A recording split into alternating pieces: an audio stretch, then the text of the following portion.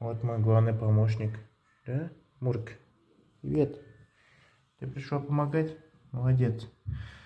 Вот, короче, для чего снимал краску? Краску снимал для того, чтобы найти лаги. Вот, грубо говоря, вот здесь вот, да?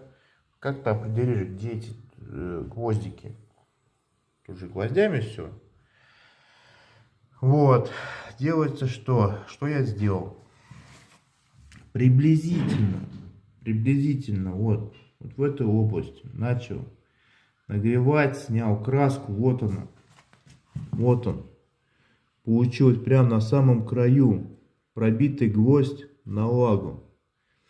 Понятно, что там стяжка пола, все такое, но это очень